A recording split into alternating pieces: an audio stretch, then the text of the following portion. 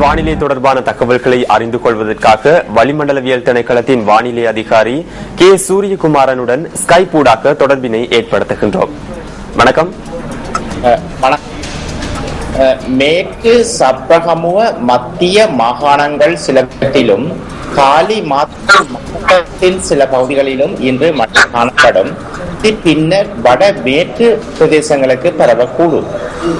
நாட்டில் தென்மேற்கு பருவப்பெயர்ச்சி காற்றானது சற்று பலமானதாக வீசும். முக்கியமாக மத்திய மலை பிரதேசத்தின் மேற்கு சரிவுகளில் இந்த பலமான காற்று காணப்படும்.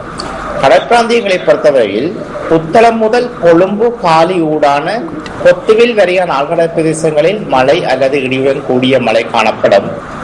கடல் பிராந்தியங்களில் காற்றின் வேகமானது மணித்தாரத்திற்கு 30 கிலோமீட்டர் முதல் 40 கிலோமீட்டர் வரையான வேகத்தில் தென்மேற்கு திசையிலிருந்து காற்றை வீசும். இந்த காற்றின் வேகமானது சில சந்தர்ப்பங்களில் மணித்தாரத்திற்கு 50 கிலோமீட்டர் முதல் 60 கிலோமீட்டர் வரை அதிகரித்து வீசலாம்.